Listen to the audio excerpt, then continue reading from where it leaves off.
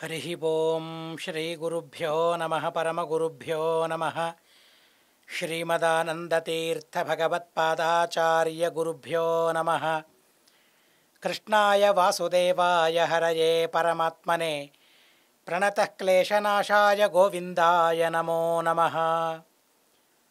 ब्रह्मान्ता गुरवः साक्षादिष्टं दैवं श्रियःपतिः आचार्या श्रीमदाचार्याः सन्तु मे जन्मजन्मनि। शास्त्रेषु पारदर्श्वानं शास्त्रज्ञेषु च वत्सलं दीनभक्तोद्धारकरं सत्यात्मानं गुरुं भजे। स्वस्त्यस्तु हरिः ओं हरिः ओं हरिः ओं।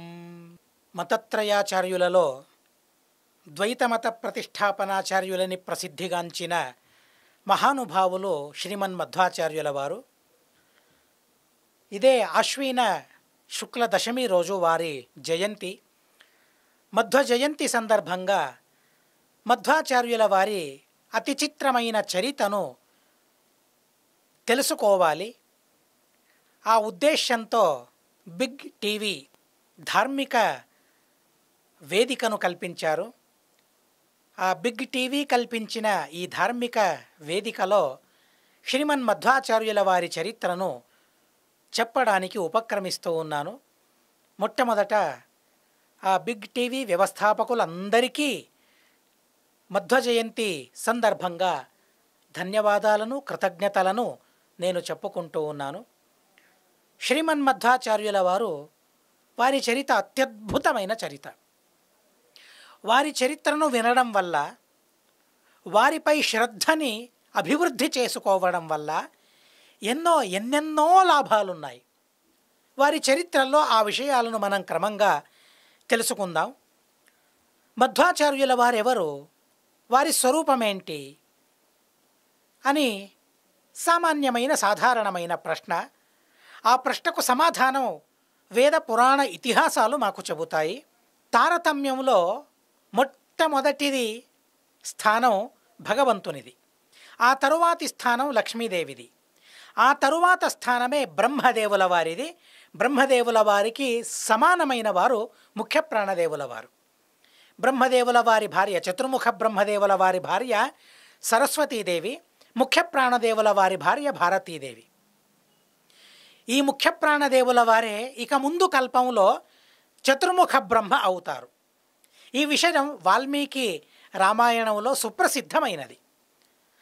ఆ ముఖ్య ప్రాణదేవుల వారికి 3 అవతారాలు.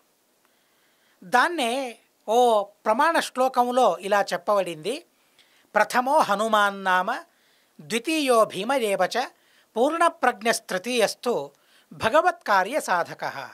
మొదట త్రేతాయుగంలో ఆ ముఖ్య ప్రాణదేవుల వారు హనుమంతదేవులుగా అవతరించి శ్రీరాముణ్ణి సేవించారు, సీతారాములను సేవించారు. ద్వాపర యుగంలో భీమసేన దేవులుగా అవతరించి రుక్మిణీ సత్యభామ సమేత శ్రీకృష్ణుని సేవను చేశారు. కలియుగంలో ఆ ముఖ్య ప్రాణదేవుల వారే మధ్వాచార్యులుగా అవతరించి వేదవ్యాస దేవుల వారిని సేవించారు. కనుక ఓ మాట వ్రాసుకునేది ఉంది: హనుమద్భీమ మధ్వాత్మక రామకృష్ణ వేదవ్యాసాయ నమః. హనుమంతుడు భీమసేన దేవుల వారు మధ్వాచార్యుల వారు. వారికి ఆత్మ అంటే స్వామి అని అర్థం. హనుమంతదేవుల వారి ఆత్మ స్వామి రామచంద్రదేవుల వారు, భీమసేన దేవుల వారి ఆత్మ స్వామి శ్రీకృష్ణ భగవానుడు, మధ్వాచార్యుల వారి ఆత్మ అంటే స్వామి వేదవ్యాసదేవుల వారని వ్రాసుకునే ఓ పద్ధతి. అలాంటి 3వ స్థానంలో ఉన్న భగవంతుడు, లక్ష్మీదేవి, ఆ తరువాతి స్థానంలో ఉన్న మహానుభావులు ముఖ్య ప్రాణదేవుల వారు. వారే మధ్వాచార్యులుగా అవతరించారు.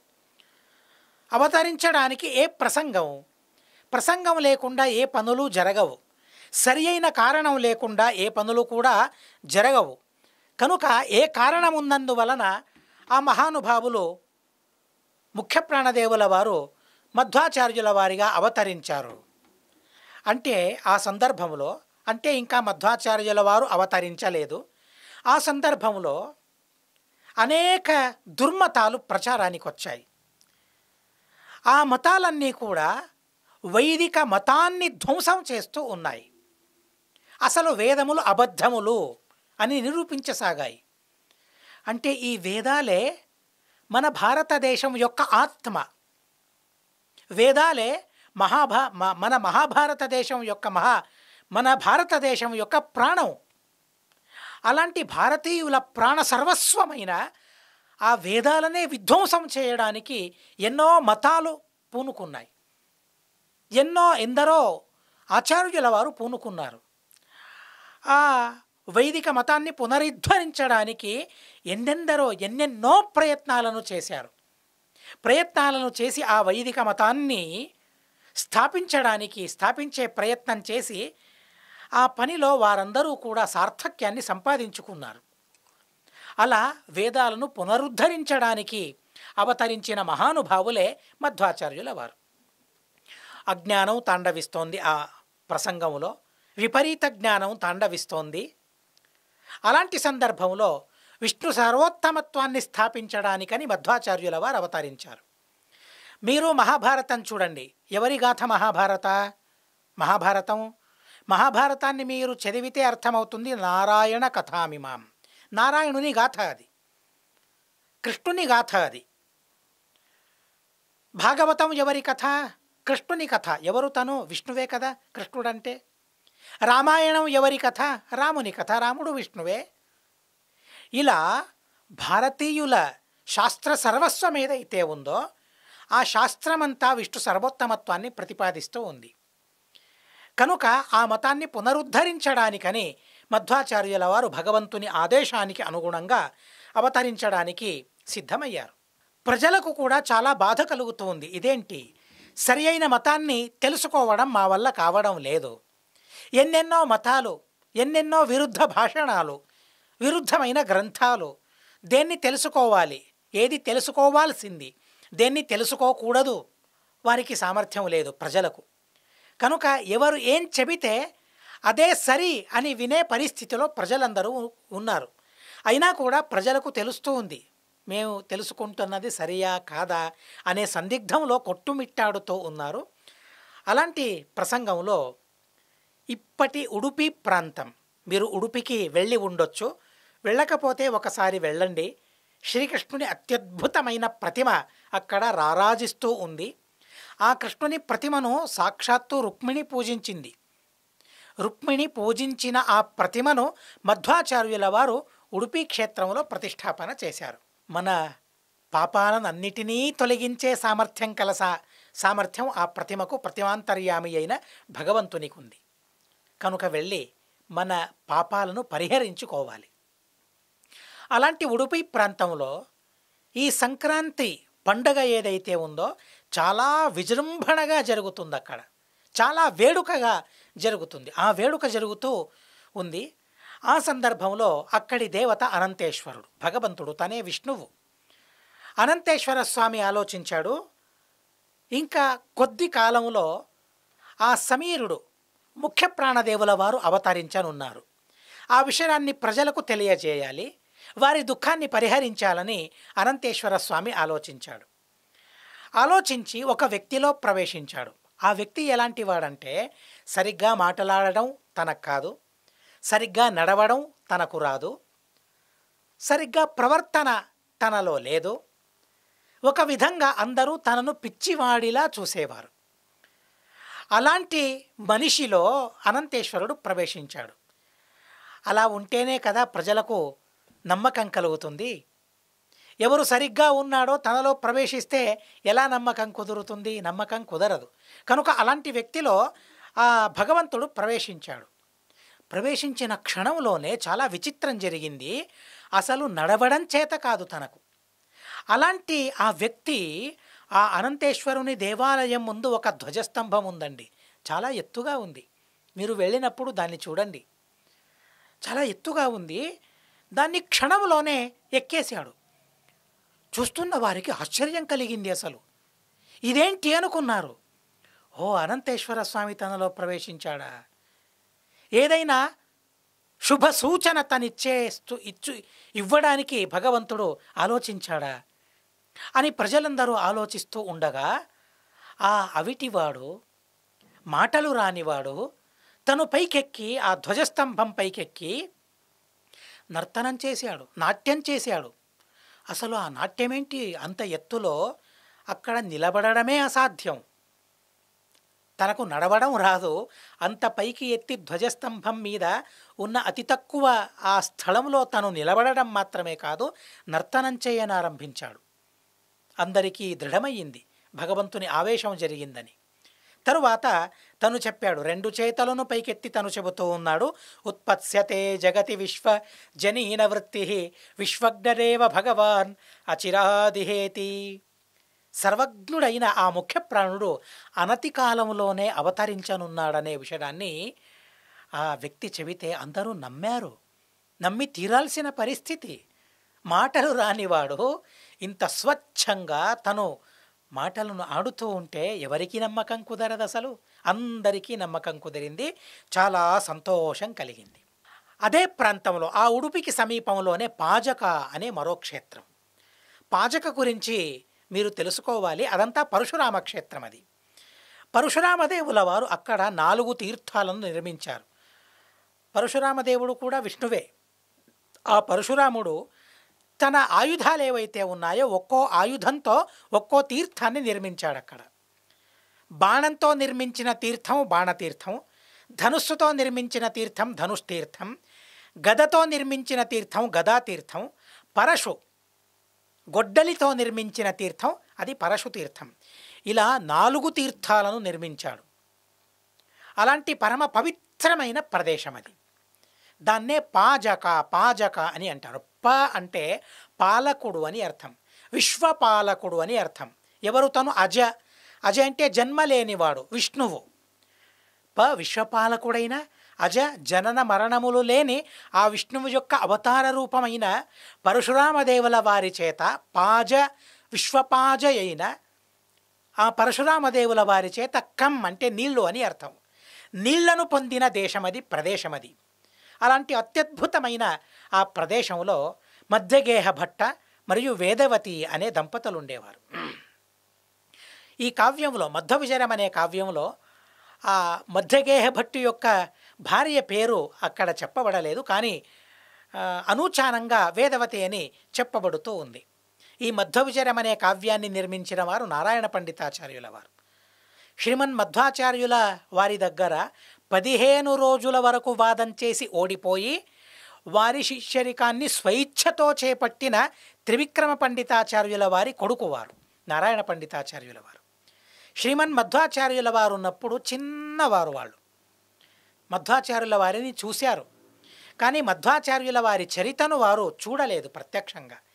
కనుక ఎవరైతే ప్రత్యక్షంగా చూశారో, అనుభవించారో, వారి అనుభవాలను, వారి జ్ఞానాన్ని సేకరించి మధ్వవిజరం అనే 16 సర్గాల అత్యద్భుతమైన కావ్యాన్ని ఆ మహానుభావులు నిర్మించారు, రచించారు. చాలా అత్యద్భుతమైన కావ్యం అది. ఆ కావ్యంలో మధ్యగేహ భట్టు మరియు వేదవతి వారిరువురి దాంపత్యాన్ని ఎంత చక్కగా వర్ణించారంటే, అసలు ఎంతగా కలిసిమెలిసి ఉండేవారు. అప్పట్లో భార్యాభర్తలు తెలుసుకోవాలి మనం. ఇలాంటి వారి చరిత్రలను తెలుసుకోవడం వల్ల మనం కూడా భార్యాభర్తలం ఇప్పుడు ఎవరయ్యామో మేం కూడా సుఖంగా ఉంటాం. భార్యాభర్తలు కలిసిమెలిసి అన్యోన్యమైన దాంపత్యం మనదవుతుంది. ఏం చేస్తే అలనాటి ఆ దంపతుల గాథలను మనం వింటూ ఉంటే ఎలా అన్యోన్యంగా ప్రేమించుకున్నారు, ఎలా పరస్పరం సమన్వయాన్ని సాధించారు, వాటిని మనం వింటూ ఉంటే చాలా ఆశ్చర్యం అనిపిస్తుంది. వారిరువురు ఎలా ఉండేవారు ఒకే ఒక్క మాటను చెబుతారు. చాలా అద్భుతంగా ఉంది. కానీ నాకు సమయం యొక్క నియమం ఉంది కాబట్టి నేను కాస్త సంక్షేపంగా చెబుతూ ఉన్నాను. వారిరువురు ఎలా ఉండేవారంటే మిథ్యాభిమానరహిత. ఎవరైనా స్నేహితులైనా భార్యాభర్తలైనా వారిరువురిలో తగాదాలు ఎప్పుడు ప్రారంభమవుతాయి? అభిమానం ఉంటే కాదు, మిథ్యాభిమానం. ఎవరిలో మిథ్యా అభిమానం ఉంటుందో అలాంటి వారిలోనే ఇలాంటి తగాదాలు ప్రారంభమవుతాయి. ఎవరిలో ఈ మిథ్యాభూతమైన అభిమానాలు ఉండవో అలాంటి వారిలో ఎందుకు తగాదాలు వస్తాయి? అసలు తగాదాలు లేని దాంపత్యాన్ని అనుభవించాలంటే మిథ్యాభిమానాన్ని పరిత్యజించాలి. ఎంత గొప్పగా కావ్యం చెబుతూ ఉందో చూడండి. ఆ దంపతుల ఆ అత్యద్భుతమైన స్వభావాన్ని ఎంత అద్భుతంగా మనకు చెబుతూ ఉందో చూడండి. అందుకనే కదండి అలాంటి పుణ్యాత్ములు మధ్వాచార్యుల వారికి జన్మనిచ్చారు. మాలాంటి వారికి సాధ్యమవుతుందా? లేదే. అలాంటి మహానుభావులు ఆ దంపతులు. సంతానం లేదు. సంతానం కోసం వారు అనంతేశ్వరుణ్ణి సేవించారు. ఎవరు అనంతేశ్వరుడు? వారి కులదేవత. కులదేవతను ఏనాటికీ మరవకూడదు. ఇదో అత్యద్భుతమైన సందేశం. ఈ కావ్యం ఇచ్చే సందేశం మనకు. కులదేవతను, కుల గురువులను మరవకూడదు. వారిని ప్రతిరోజూ మనం ఆదరించాలి, గౌరవించాలి. అలాంటి అత్యద్భుతమైన సందేశాన్ని ఈ కావ్యం మనకు చెబుతుంది. 12 సంవత్సరాల వరకు సంతానం కోసం కులస్వామిని సేవించారట. చూడండి, సంతానం కోసం ఎంత ఆరాట పడేవారో, అందుకోసం ఎంత సాధన చేసేవారో. అంటే సంతానాన్ని పొందడం అంటే ఒక సిద్ధిలా భావించేవారు. అదొక సిద్ధి. సిద్ధి దక్కాలంటే సాధన చేయాలి కదండి. సాధన లేకుండా సిద్ధి సాధ్యమవుతుందా ఎవరికైనా? లేదే. సంతానం కోసం ఎన్ని రోజులు కాదు, 12 సంవత్సరాల వరకు తపస్సును చేశారట. చాలా అద్భుతమైన తపస్సును వారు చేశారు. భగవంతుడు కరుణించాడు, అనంతేశ్వరుడు కరుణించాడు. కులస్వామి నమ్మకం ఏ రోజూ వమ్ముపోదు. కులస్వామిపైని నమ్మకం సార్థకమవుతుంది. ఏదో ఒకరోజు మనం సేవించి భగవంతుడు నాకేమీ ఇవ్వలేదే అని భగవంతునిపైనే అభాండాలు వేసేవారు మనం. కానీ వారు విడవలేదు. 12 సంవత్సరాల వరకు ధార్మిక సంతానాన్ని నువ్విచ్చేంత వరకు నిన్ను సేవిస్తూనే ఉంటాం మేము. మరెవరిని మేము ఆశ్రయించము. 1 సంవత్సరం అనంతేశ్వర స్వామిని సేవించి ఈ సంవత్సరం తను ఫలం ఇవ్వలేదు కనుక మరో దేవతను మనం సేవిద్దాం అనుకోలేదు. అలాంటి చాంచల్యం వారిలో లేదు. ఎంత దృఢమైన నిర్ధారమో చూడండి. మాకేదైనా ఫలం దొరికితే అది కులస్వామి భిక్షగా మేము స్వీకరించాలి, మరొకరి భిక్షను మేము అసలు స్వీకరించాం. అలాంటి దృఢ నిర్ధారం వారిది. పరీక్షించాడు భగవంతుడు 12 సంవత్సరాల వరకు. ఆ 12 సంవత్సరాల పరీక్షలో వారు ఉత్తీర్ణులయ్యారు దంపతులు. ఆ మహానుభావులకే ఈ ముఖ్య ప్రాణదేవుల వారు మధ్వాచార్యుల వారిగా జనించారు.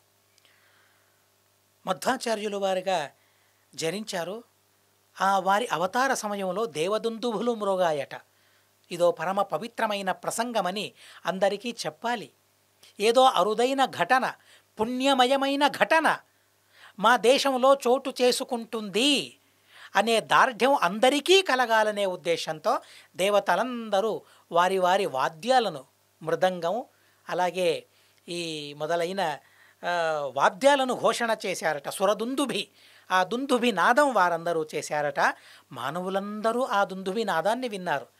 విని ఏదో మంచి జరుగుతూ ఉంది, ఎక్కడో ఒక చోట చాలా అత్యద్భుతమైన పుణ్యకరమైన ప్రసంగం ఇప్పుడు జరుగుతుంది అని మాత్రం అనుకున్నారు. కానీ అదేంటో స్పష్టంగా ఎవరికీ అర్థం కాలేదు. భగవంతుడిచ్చిన ప్రసాదాన్ని స్వీకరించిన ఆ దంపతులకు చాలా సంతోషం కలిగింది. ఈరోజు మనం అంటాం కామాపూర్తి మామ. కన్నడలో ఒక నానుడి ఉంది, సంకట బందాగ వెంకటరమణ అని. సంకటం వచ్చినప్పుడు వెంకటరమణ అనడం. ఆ సంకటం పరిహారమయ్యాక ఎవరు వెంకటరమణుడు, నేనే నా ప్రయత్నంతోనే దాన్ని సంపాదించుకున్నాను అని మనం అంటాం. కానీ ఆ దంపతులు అలా కాదు. భగవంతుని దయవల్ల కలిగిన సంతానం కాబట్టి భగవంతుణ్ణి మరవకుండా మళ్ళీ అత్యధికంగా ఆ భగవంతుణ్ణి ఆరాధించారు. నామకరణం చేసే సందర్భం, దేవతలందరూ ఆకాశంలో గుమిగూడారు. ఏమని పేరు పెడతారు? అందరికీ కుతూహలం ఉంటుంది. నామకరణం అంటే ఏమని పేరు పెడతారు అనే కుతూహలం అందరికీ. మధ్యగేహ భట్టుల వారు వాసుదేవ అని నామకరణం చేశారట. దేవతలకు ఎంత సంతోషం కలిగిందంటే చూడండి, భగవంతుని పేరు అది. ఏ పేరు పెడితే దేవతలకు సంతోషం కలుగుతుంది? ఇవన్నీ మనం తెలుసుకోవాల్సిన విషయాలు. ఇవన్నీ కూడా భగవంతుని పేరును పెట్టాలట. స్త్రీలైతే లక్ష్మీదేవి పేరును పెట్టాలట. ఆ దేవతల పేర్లను మనం పెట్టాలట మన సంతానానికి. వాసుదేవ అని పేరు పెడితే వారు అత్యధికంగా సంతోషంతో ఆ మధ్యగేహ భట్ట దంపతులను ఆశీర్వదిస్తూ వారిని దీవిస్తూ దివి నుండే దీవిస్తూ చాలా సంతోషంతో నర్తన చేశారట. సార్థకమైన పేరును పెట్టావయ్యా అన్నారట. ఎందుకని? వాసుదేవ. ఎందుకు తను వాసుదేవ అంటే అంటే జ్ఞానమని అర్థం. అసుదేవ, అసు అంటే ప్రాణం, అసుదేవ ప్రాణనాథ కనుక జ్ఞానాన్ని ప్రచారం చేయడం కోసం అవతరించిన అసుదేవులు ముఖ్య ప్రాణదేవులు కాబట్టి వాసుదేవ అనే పేరు సార్థకమైనదే అని దేవతలందరూ ఆ పేరును అంగీకరించారు, సంతోషంగా నర్తించారు. అలా మేం పెట్టిన పేరును మేము అంగీకరించడం కాదు, మాకు సంతోషం కలగడం కాదు, ఎవరికో సంతోషం కలగటం కాదు, దేవతలకు సంతోషం కలగాలి. అలాంటి పేర్లను మనం ఎన్నుకోవాలి, అలాంటి పేర్లను మనం పెట్టాలి. వాసుదేవాని పేరు పెట్టారు. బాల్యం ఇంకా పాలు తాగే వయసు. పూర్వాలయ అనే ఓ వ్యక్తి ఆ పుట్టిన వాసుదేవుణ్ణి గమనించారట.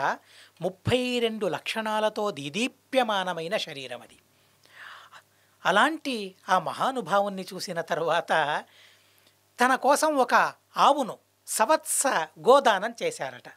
అంటే అది ఇంకా పాలు ఇస్తూ ఉంది. అలాంటి ఆవును దానం చేశాడట. పాలు త్రాగడానికి తనకు పాలు కావాలి అనే ఉద్దేశంతో గోదానం చేశారట. చూడండి ఎంత అద్భుతమైనదో దానం. పాత్రునికి దానం చేస్తే ఆ దానం వల్ల ఎలాంటి లాభం మనకు దొరుకుతుంది, ఎలాంటి లాభం దొరుకుతుంది? దానం ధ్రువం ఫలతి పాత్రగుణానుకూల్యాత్. వాసుదేవునికి దానం చేశారు. అలా దానం చేయడం వలన తనేమయ్యాడంటే పూర్వాలయ తన కొడుకుగా పుట్టాడట. అదేంటి సిద్ధి అని మనకు అనిపిస్తుంది. తన కొడుకుగా పుడితే అప్పటికి ఈ వాసుదేవ కాస్త మధ్వాచార్యులయ్యారు. ఆ మధ్వాచార్యులు పెద్దవాళ్ళైన సందర్భంలో తను మధ్వాచార్యుల వారి దగ్గరికి చేరి వారితో వారి శాస్త్రాన్ని అధ్యయనం చేసి ముక్తినే సంపాదించుకున్నారట. చూడండి దానం చేయడం వలన ఎలాంటి అత్యద్భుతమైన పుణ్యం మనకు దక్కుతుందో. కానీ సత్పాత్రాన్ని మనం ఎన్నుకోవాలి. ఇది ఒక అత్యద్భుతమైన ఆ వాసుదేవుని మహిమ. మరోసారి ఆ దంపతులు పుట్టిన కొడుకును భగవంతునికి సమర్పించడానికని వెళ్ళారు.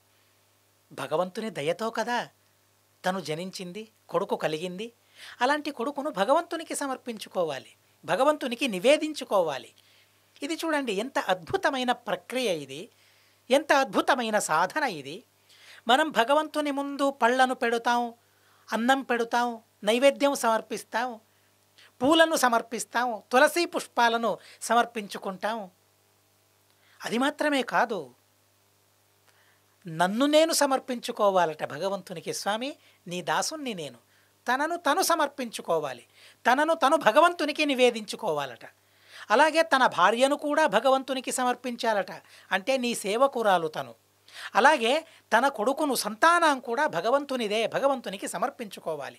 అనంతేశ్వరునికి సమర్పించుకోవడానికి వారందరూ కూడా పరిమితమైన పరివారంతో ఉడుపికి వెళ్ళారు. ఉడుపికి వెళ్ళి వచ్చే సందర్భంలో మధ్యరాత్రి అయ్యింది.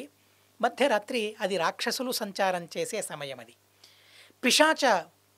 పిశాచాలు సంచారం చేసే సమయం. అది ఓ పిశాచం ఎదురయ్యిందట వారికి.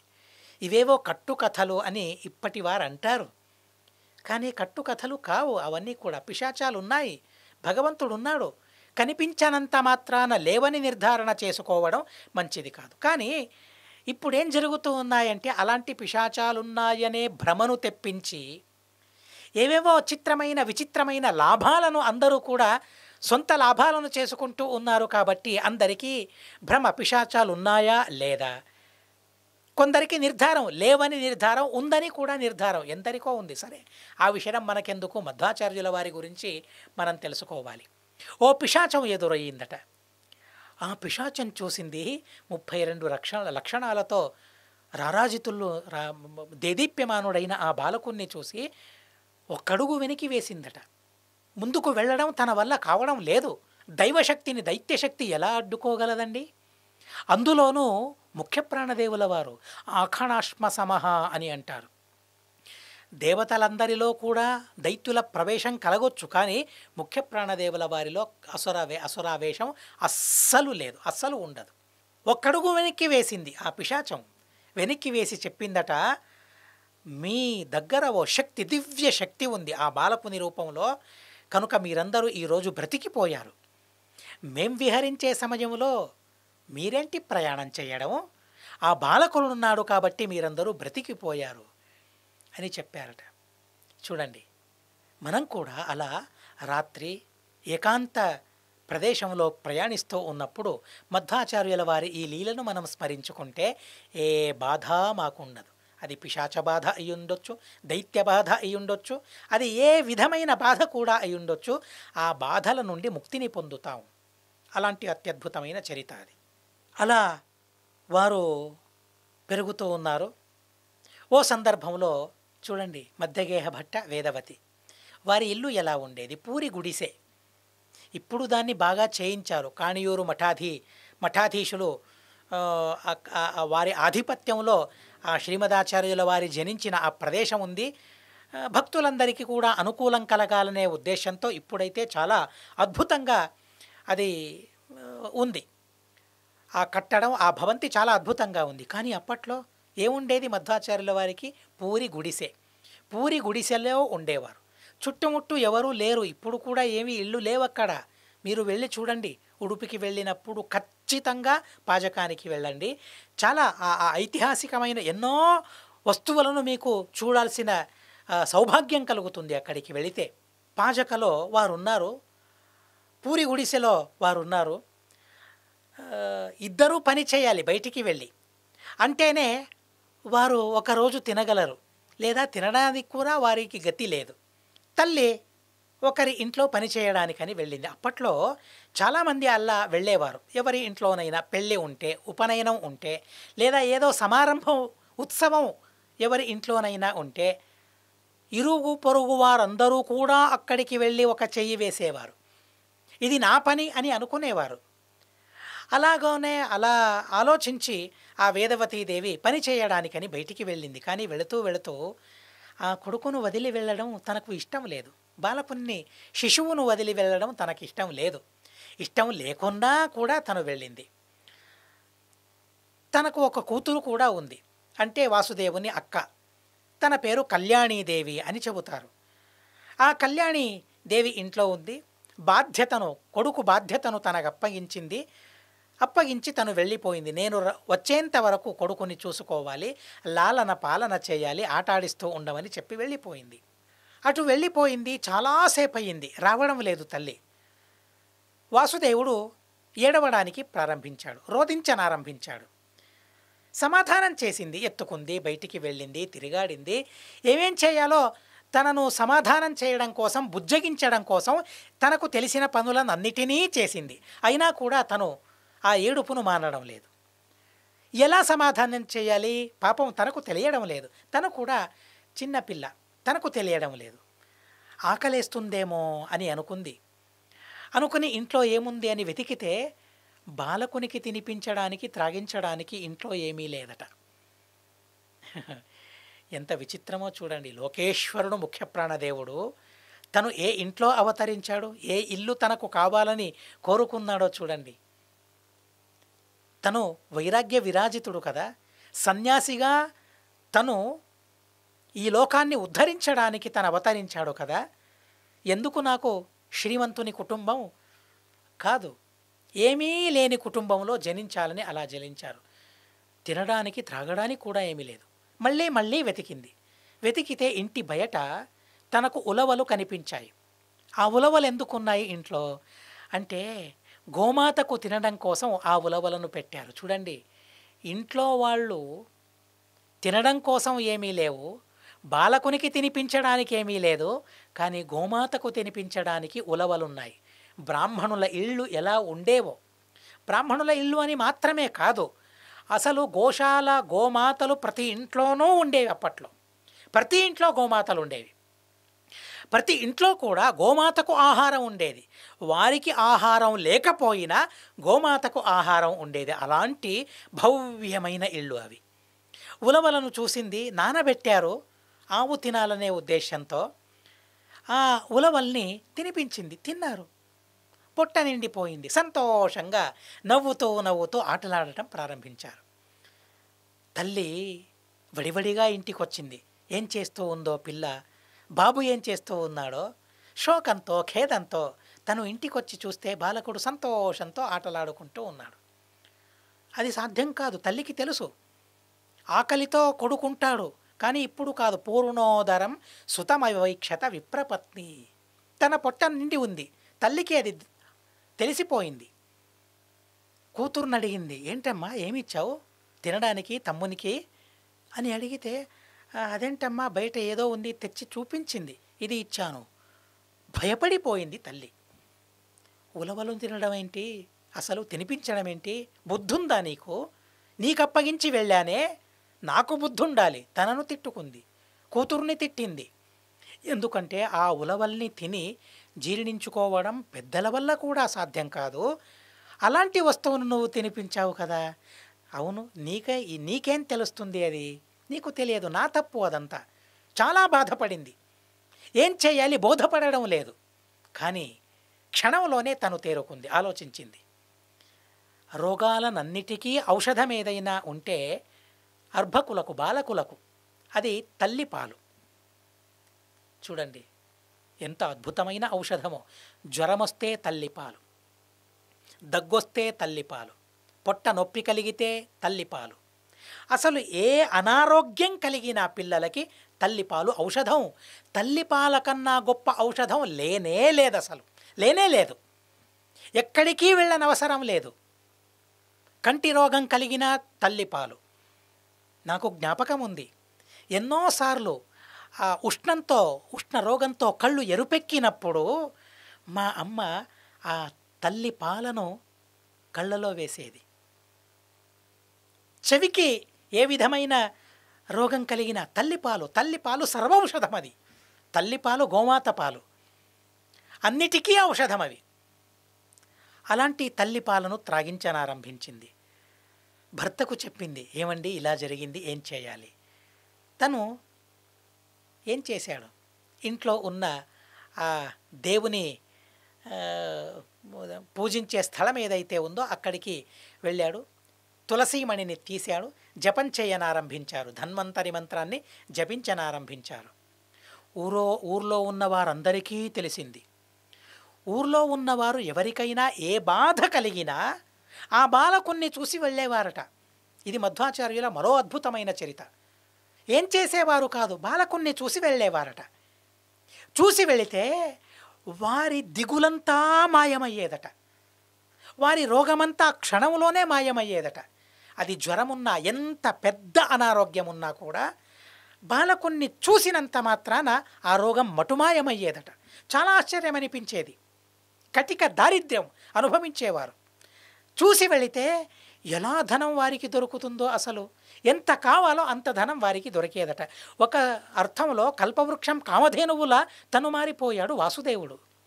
ఊర్లో వారందరూ అనుకున్నారు, అరే అదేంటి ఉలవలను తినిపించిందట, వాసుదేవునికి ఏమైనా అవుతుందా ఏమో, తన నగుమోమును మేం చూడాలి అని వడివడిగా ఊరి వారందరూ కూడా ఆ పూరి గుడిసెను చుట్టుముట్టారు. భగవంతుణ్ణి ప్రార్థించనారంభించారు. ఇంతకన్నా ఏం కావాలండి? తండ్రి జపించడం, తల్లి పాలు, ఇరుగు పొరుగు వారి శుభాశంసనలు, ఇవి ఉన్నంత వరకు ఎవరికి ఏమీ జరగదు అనే ఈ విషయాన్ని ఎంత అద్భుతంగా కావ్యం మనకు చెబుతుంది. మధ్వాచార్యుల వారి చరిత్ర మనకు చెబుతుంది. పీడియాట్రిక్ బాల వైద్యులు ఇప్పుడు ఎందరున్నారు? అసలు అప్పట్లో ఎవరుండేవారు? తల్లి ఒక బాల వైద్యురాలు, తండ్రి ఒక బాల వైద్యుడు, ఇరుగు పొరుగు వారందరూ కూడా బాల వైద్యులు. తనకే హాని కలగకూడదు, మంచి జరగాలి అని ఆ నోట అంటే అలా జరిగేది. వారందరూ కూడా అబద్ధం చెప్పేవారు కాదు, ఎల్లప్పుడూ నిజమే చెప్పేవారు. మంచి జరగాలి అని అందరూ కోరుకుంటే ఖచ్చితంగా మంచి జరుగుతుంది. మనము కోరుకుందాం, మా ముందు తరం వారికి మంచి జరగాలి. ఎన్ని ఆపదలు ముంచుకొస్తూ ఉన్నాయి. క్షణానికి కోటి ఆపదలు మనిషిని ముంచుకొస్తూ ఉన్నాయి. ఎలా మనం మన కాలం అయిపోయింది. ఇక ముందు తరం వారు సుఖంగా బ్రతకాలంటే అందరికీ మంచి జరగాలని మనం కోరుకోవాలి. అందుకోసం మాకు విహితమైన ధర్మాలను మనం చేయాలి. ఇలాంటి మహానుభావుల గాథలను మనం వినాలి. ముందు తరానికి ఖచ్చితంగా మంచి జరుగుతుంది, అందులో సందేహం అనేది లేదు. అలా మంచి జరిగింది. ఏమీ కాలేదు అసలు ఆ వాసుదేవునికి. ఉపనయనం చేశారు. ఉపనయనం చేసి గురువుల దగ్గరికి పంపించారు. ఇంకా అనేక గాథలు ఉన్నాయి. మధ్యలో వారికి అక్షరాభ్యాసం చేయించారు. అక్షరాభ్యాసం చేసి ఒకరోజు ఆ ఆ ఈ తిద్దారు. ఇప్పుడు కూడా పాజకలో వారు ఏ బండపైన అక్షరాలను నేర్చుకున్నారో ఆ బండ అలాగే చూడడానికి మాకు దొరుకుతుంది. ఆ బండ దగ్గర ఆ బండ పైన అక్షరాభ్యాసం చేయించడానికి కూడా వీలు కల్పించారు ఇప్పుడు. అలాంటి అద్భుతమైన అవకాశం. ఆ బండ మీద రెండో రోజు కూడా ఆ ఈ అని వ్రాయిస్తూ తండ్రి ఉంటే తండ్రిని వాసుదేవుడు అడిగాడట, నాన్న నిన్న వ్రాసిందే ఎందుకు ఈరోజు వ్రాయిస్తూ ఉన్నావు నా చేత? ఆశ్చర్యమనింది తండ్రికి. ఈ ఈ గాథను వింటే కొడుకులు బుద్ధిమంతులవుతారు. శ్రద్ధతో వినాలి, వినిపించాలి, గాథలను చదివించాలి. అసలు చదవడమే గగన కుసుమమయ్యింది ఈ కాలంలో. ఆ మొబైల్ చూస్తూ ఉండిపోవడం అదే అభ్యాసం అయ్యింది అందరికీ. చదవడం నేర్పించండి, చదవండి, చదివించండి ఈ గాథలను. ఎంత అద్భుతమైన గాథలు! అలా ఏంటి, అరే నిన్న చెప్పిన అక్షరాలు వస్తాయా నీకు అంటే మొత్తం అక్షరాలను వ్రాసి చూపించారట. ఉపనయనమైంది, గురువుల దగ్గరికి వెళ్ళారు. అక్కడ కూడా ఇలాగే ఆటలాడటం, తిరగడం, ఎగిరి గంతులేయడం, ఇలాంటి పనులే చేస్తూ ఉండేవారట. చిన్నపిల్లనాళ్ళు వాళ్ళుగాక మేము గంతులేస్తామా, ఎగిరి గంతులేస్తామా? లేదే. కానీ గురువుల వారికి చాలా విసుగు పుట్టిందట. ఇదేంటి వాసుదేవ, ప్రతిరోజు ఎగురుతావు, గంతులేస్తావు, ఆటలాడుతావు, అసలు చదవడం రాదా?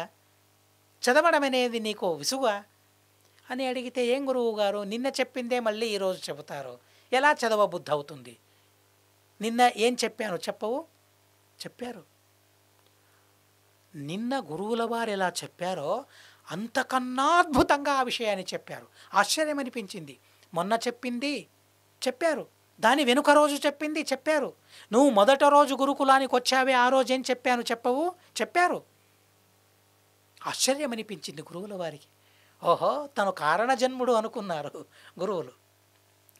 విద్యాభ్యాసం అయ్యింది, ఇంటికి వెళ్ళాలి, గురుదక్షిణనివ్వాలి. ఏమి ఇవ్వాలి ఆలోచించారు వాసుదేవుడు. ఆ గురుపుత్రునికి విపరీతమైన శిరోవేదన, తలనొప్పి. ఆ తలనొప్పి ఆ గురువులకు తలనొప్పిగా మారింది. ఎలా ఆ తలనొప్పిని మాన్పించాలి, ఆ అనారోగ్యం ఎలా కుదుట పడాలి, చాలా బాధ కలిగేది గురువులకు, గురుపత్నికి. దాన్ని గమనించాడు వాసుదేవుడు. ఏకాంతంలో తనను తీసుకొని వెళ్ళాడు, అడవికి తీసుకొని వెళ్ళాడు. మిత్రమా, తన మిత్రుడు కదా, గురుపుత్రుడు మిత్రుడు. మిత్రమా, తలనొప్ప అన్నాడు. అవును మిత్రమా, సహించడం సాధ్యం కావడం లేదు, ఆ వేదనను అనుభవించడమే సాధ్యం కావడం లేదు. ఇలాంటి తలనొప్పి ఎవరికీ రాకూడదు, శత్రువుకు ఇలాంటి తలనొప్పి రాకూడదు. చాలా వేదన కలుగుతూ ఉంది, దుఃఖంతో కళ్ళ నీళ్లతో తను చెబుతూ ఉంటే ఒక్క క్షణం ఆ గుండె కరిగిపోయింది. ముఖ్య ప్రాణదేవుల వారి వాసుదేవుని గుండె. అంటే ఇంత బాధ నీకు, ఏది నీ చెవి ఇవ్వమన్నాడు. ఆ చెవిలో తమ ముఖములోని గాలిని విడిచిపెట్టారట వాసుదేవుడు. గాలి వదిలితే క్షణంలోనే తలనొప్పి మాయమయ్యిందట.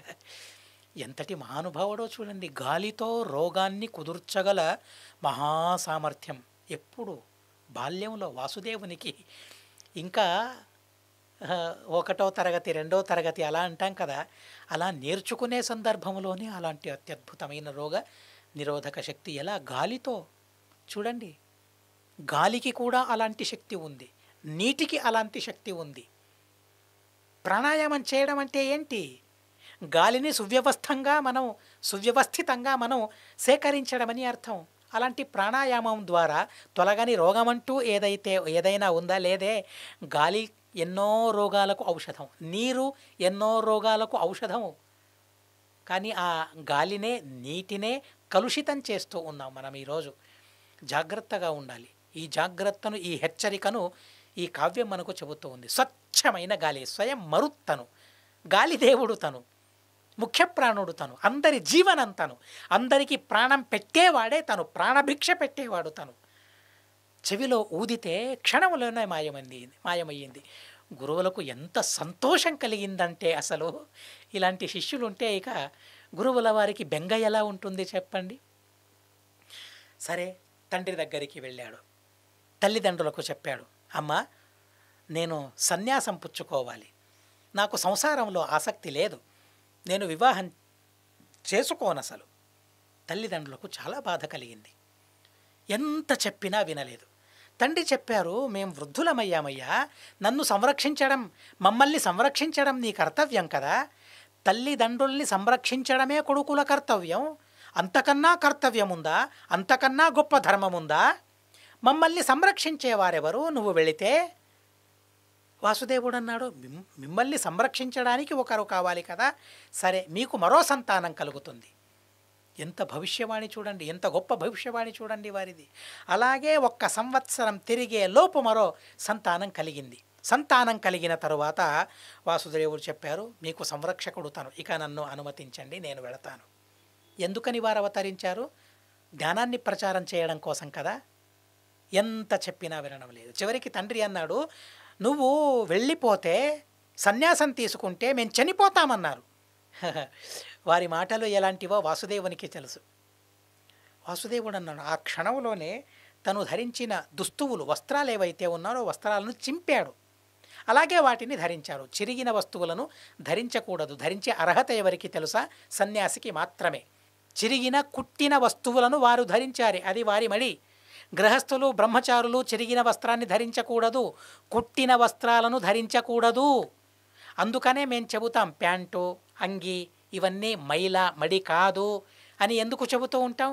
కుట్టిన దుస్తువులవి. కుట్టిన దుస్తువులను గృహస్థులు ధరించకూడదు.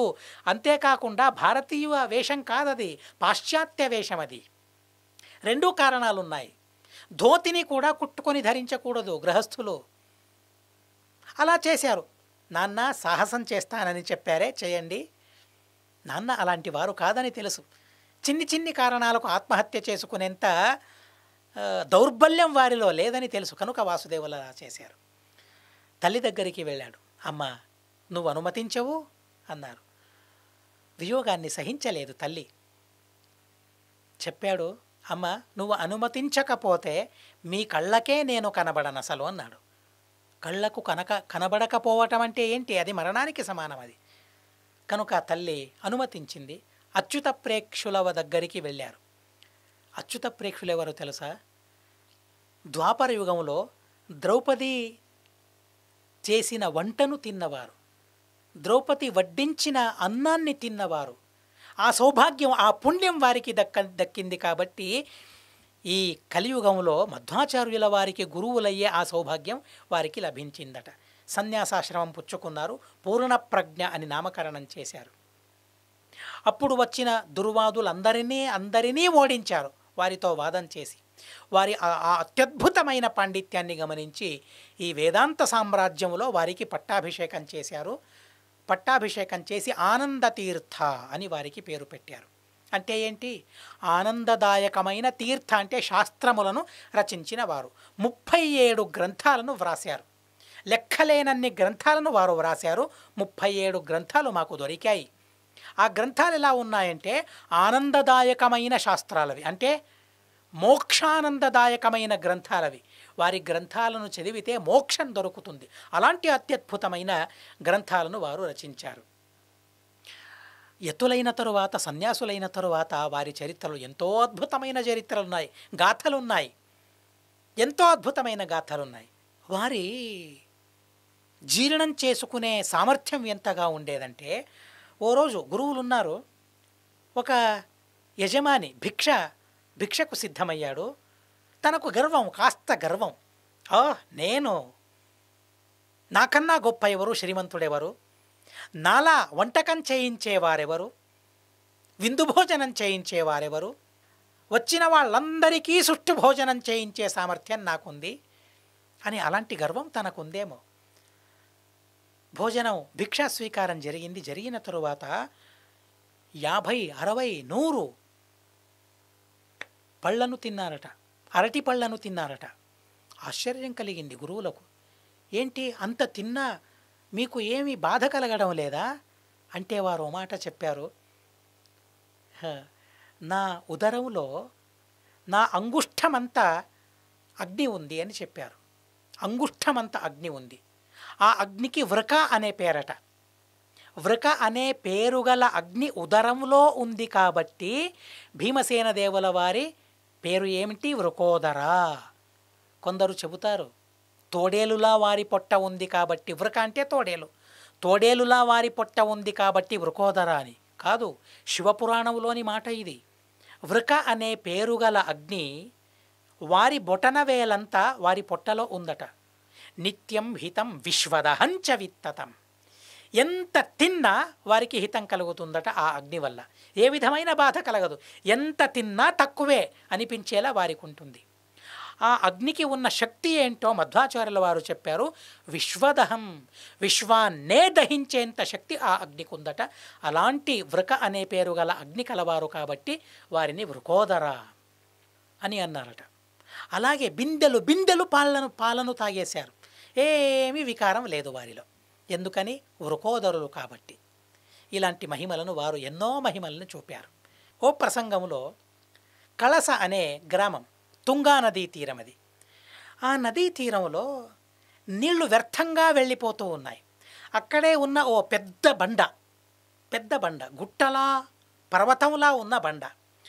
దాన్ని కాస్త ముందుకు తీసుకుని వెళ్ళి పెడితే ఆ నీళ్లను ఉపయోగించుకోవచ్చు. అందరూ కూడా ఆ నీళ్లను ఉపయోగించుకోవచ్చు. దానికి సుమారు 1000 మంది, 1000 మంది దానికి ప్రయత్నం చేస్తూ ఉన్నారు. ఏదో కాస్త ఆ 1000 మంది చేతులు వేస్తే కాస్త ముందుకు జరిగిందట. మధ్వాచార్యుల వారు దాన్ని చూశారు. వారిని అడిగారు, ఏంటి మీరు చాలా మంచి పని చేస్తూ ఉన్నారు, అందరికీ నీళ్లు లభించాలి, అందరికీ నీళ్లు దొరకాలి అనే ఉద్దేశంతో మీరు ప్రయత్నం చేస్తూ ఉన్నారు, కానీ ఎందుకని విరమించుకున్నారు అని అడిగితే వారందరూ చెప్పారట, స్వామి మీకేంటి తెలుసు, ఏదో మంచి జరగాలని, ప్రజలందరికీ నీళ్లు దొరకాలని మంచి ఆలోచనతో మేము చేసాం, కానీ ఆ భీముడు వచ్చినా ఈ పర్వతాన్ని ఎత్తి పెట్టగలడో లేదో అని సందేహం వ్యక్తం చేశారు. వ్యక్తం చేస్తే మధ్వాచార్యుల వారు ఒకే ఒక చేతితో ఆ పర్వతాన్ని అవలీలగా ఎత్తి ఎక్కడ పెట్టాలో అక్కడ పెట్టారట. ఎంతో అద్భుతమో చూడండి. పర్వతాన్ని ఎత్తొచ్చు, కానీ కింద పెట్టడం ఎలా? ఆ ఏమవుతుంది కింద పెడితే? అసలేమీ బాధ కలగలేదు. అనాయాసంగా, అలవోకగా, ఏదో ఓ చిన్న మనం మొబైల్ పెట్టుకుని వెళతాం కదా, అంతకన్నా అనాయాసంగా ఆ పర్వతాన్ని పెడితే ఆశ్చర్యం అనిపించిందట. కళస అనే గ్రామం శివమొగ్గ దగ్గరలో ఉంది. వెళ్ళండి అక్కడికి. ఆ బండరాయి పైన వేసింది ఏకహస్తేన ఆనీతాశిల మధ్వాచార్యై, ఏకహస్తేన ఆనీతాశిల. మధ్వాచార్యుల వారు ఒకే ఒక చేతితో ఈ శిలను తెచ్చిపెట్టారని అక్కడ వ్రాసింది. ఇలాంటి గాథలు ఒకటా రెండా, ఎన్నెన్నో గాథలు. నారాయణ పండితాచార్య ఎందుకని వీరి మహిమను మనం వినాలి, ఎందుకని వారి మహిమను మనం చెప్పాలి అంటే, కృత్యేషు ప్రవర ఇతీహ వర్ణయామ. మనం చేస్తూ ఉన్న పనులలో గొప్ప పనులు ఎన్నో ఉన్నాయి. ఆ గొప్ప పనులలో కూడా అతి గొప్ప పని ఇదట, మధ్వాచార్యుల వారి చరితను వినడమట. కనుక వారి చరితను నేను వర్ణించానని చాలా చక్కగా నారాయణ పండితాచార్యుల వారు చెప్పారు. ఎన్నో గ్రంథాలను వ్రాశారు. ఉపనిషత్తులకు భాష్యాన్ని రచించారు. బ్రహ్మసూత్రానికి భాష్యం రచించారు. అనువ్యాఖ్యానం అనే గ్రంథం, అనుభాష్యం అనే గ్రంథం, న్యాయ వివరణ అనే గ్రంథం, ఇలా బ్రహ్మసూత్రాలకు 4 గ్రంథాలను రచించారు. ఇతిహాసం మహాభారతానికి అసలు ఎవరి గ్రంథము లేదు, ఎవరి వ్యాఖ్యానము లేదు. శ్రీమదాచార్యుల వారి అత్యద్భుతమైన వ్యాఖ్యాన రూపంగా మహాభారత తాత్పర్య నిర్ణయం ఉంది. భగవద్గీతకు వ్యాఖ్యానించారు, గీతాభాష్యం, గీతా తాత్పర్యం. అలాగే ప్రకరణ గ్రంథాలన్నింటినో రచించారు. అత్యద్భుతమైన తత్వాన్ని వారు ఉపదేశించారు, బోధించారు. ద్వైతమతాన్ని ఓ సందర్భంలో వారు చిన్నవాళ్ళు ఉన్నప్పుడు తండ్రికి చెప్పారట, నాన్న నేను వైష్ణవ మతాన్ని ప్రచారం చేస్తాను అన్నారట. అంటే తండ్రి ఆ క్షణంలోనే చూశారట, ఆ వాసుదేవుడు చేతిలో ఒక కట్టెను పెట్టుకున్నారట. ఎండిపోయిన కట్టె అది. నాన్న, ఈ కట్టె చిగురిస్తే నువ్వు అనుకున్న పని సాధ్యమవుతుంది అన్నారట. అవునా, అవుతుందా అని ఆ క్షణంలోనే వెళ్ళి దాన్ని భూమిలో పాతి పెట్టారట. ముందు కూర్చున్నారు. 2 ఆకులు వచ్చాయి, అంకురించింది, శాఖోపశాఖాలుగా పెరిగింది. తండ్రి వచ్చి చూస్తే ఆశ్చర్యం అనిపించింది. ఏంటిది? ఓ, నువ్వు కారణజన్ముడివి అని లోపల అనుకున్నారు, నీ వల్ల సాధ్యమవుతుంది అనుకున్నారు. మరో రోజు చిన్నప్పుడే తండ్రి ఒక ఎద్దును కొన్నారు. ఎద్దును కొన్న తరువాత డబ్బులు ఇవ్వాలి కదా, ఇవ్వడానికి డబ్బులు లేవు. ఆ ఎద్దును అమ్మిన యజమాని వచ్చాడు ఇంటికి. డబ్బులు ఇస్తే భోజనానికి వదులుతాను, లేకపోతే లేదు. వాసుదేవుడు ఏం జరుగుతుందని గమనించడానికి వచ్చాడు. వృష విక్రయీతి, ఆ వృష విక్రయం చేసినవాడు, లేదు అప్పులో ఉన్నాడు తను, ఎలా నేను వదలను అంటే అక్కడికక్కడే బయటికి వెళ్ళాడు. చింత చెట్టుంది, కింద చింత గింజలు పడ్డాయట. ఎన్ని నాణ్యాలు తనకివ్వాలో, ఎన్న నాణ్యాలు తనకివ్వాలో అంత చింతగింజల్ని తనకిచ్చారట. హిప్నటైజ్ చేయడం కాదు, ఆ మహిమ ఆ బాలకుణ్ణి చూసి చింతగింజల్ని తీసుకున్నాడట, వెళ్ళిపోయాడట ధనికుడు. ఓ సందర్భంలో ధనం దొరికింది. మధ్యగేహ భట్టుల వారు ఆ అప్పును తీర్చడానికని వెళితే, అదేంటి నీ కొడుకే తీర్చేశాడే అప్పును అన్నారట. ఆ చింత గింజల్ని తీసుకున్న నెపంతో ముక్తినే ప్రసాదించారట మధ్వాచార్యుల వారికి. తనకు ముక్తి కలిగింది. ఇలాంటి అత్యద్భుతమైన గాథలు 1 కాదు 2 కాదు, ఎన్నెన్నో గాథలున్నాయి. వారి మహిమను వర్ణించడం దేవతల వల్ల కూడా సాధ్యం కాదని నారాయణ పండితాచార్యుల వారు చెప్పారు. 100 సంవత్సరాలు వారి చరిత్రను చెబుతూ ఉన్నా కూడా వారి చరిత్రను సమగ్రంగా చెప్పడం సాధ్యం కాదు అని నారాయణ పండితాచార్యుల వారు సెలవిచ్చారు. అలా విష్ణు సర్వోత్తమత్వాన్ని స్థాపించి ప్రతి ఒక్కరి హృదయంలో ఆ భగవంతుడు సర్వోత్తముడు, నేను తన దాసుడను, కింకరుడిని, తన సేవకుడిని, నేను విష్ణు స్వామి అహం దాసః అని దాసోహం అనే సిద్ధాంతాన్ని ప్రచారం చేశారు. హనుమంతదేవుల వారు కూడా ఈ సిద్ధాంతాన్ని ప్రతిష్టాపన చేశారు. రావణుడు అడిగాడు, ఎవరవయ్యా నీవు, కోతి ఎవరు నీవు అని అడిగితే ఏం చెప్పాడు తను? దాసోహం కోసలేంద్రస్య. ఈ దాస్య సిద్ధాంతాన్ని హనుమంతదేవుల వారు, భీమసేన దేవుల వారు, అలాగే మధ్వాచార్యుల వారు దాన్ని ప్రచారం చేసి ప్రజలందరి హృదయంలో ఆ దాస్య భావన, విష్ణు సర్వోత్తమత్వం ఆ భావన అలా స్థిరంగా ఉండేలా గ్రంథాలను రచించి ఉపదేశించి పద్మనాభ తీర్థ, మాధవ తీర్థ, పద్మనాభ, నరహరి, మాధవ, అక్షోభ్య తీర్థుల వారికి సన్యాసమిచ్చి క్రమంగా ఈ వేదాంత సామ్రాజ్యం వారికి దక్కాలని చెప్పారు. అలాగే అష్టమఠాధీశ్వరులను వారికి సన్యాసమిచ్చి వారిని అక్కడ కృష్ణుణ్ణి పూజించడానికి, అలాగే తత్వ ప్రచారం చేయడానికి వారిని నియమించారు. ఇలా ఈ వేదాంత సామ్రాజ్యం పద్మనాభ తీర్థుల వారి తర్వాత నరహరి తీర్థుల వారు, ఆ తర్వాత మాధవ తీర్థుల వారు, అక్షోభ్య తీర్థుల వారు, జయతీర్థుల వారు, క్రమంగా విద్యానిధి తీర్థుల వారికి, ఆ తరువాత క్రమంగా ఇప్పుడు మనం మా గురువులు సత్యాత్మ తీర్థ శ్రీపాదుల వారు ఉన్నారు. వారు ఆ వేదాంత పీఠములో వారు రారాజిస్తూ ఉన్నారు. వారి ఉపదేశాలను మనం వింటూ ఉన్నాం, విని తరిస్తూ ఉన్నాం. అలాంటి శ్రీమన్మధ్వాచార్యుల వారి చరిత్రను తెలియజెప్పాలనే అతి గొప్ప ఆలోచనతో బిగ్ టీవీ వారు చాలా గొప్ప ముందడుగు వేశారు. వారి ఈ ముందడుగు ఇతోప్యతిశయమైన లాభాలను వారికి చేకూర్చాలి, ఇతోప్యతిశయమైన ఆ ధార్మిక ప్రవృత్తిని వారిలో కలిగించాలి.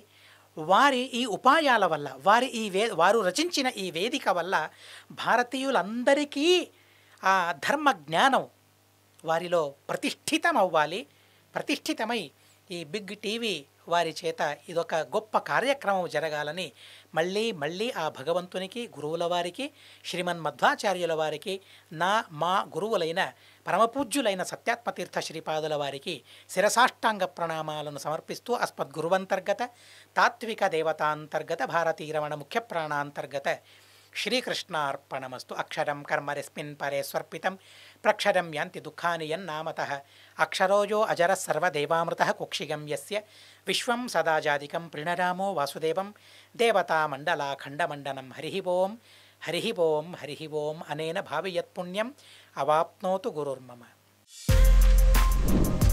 For more videos like this, subscribe Big TV channel.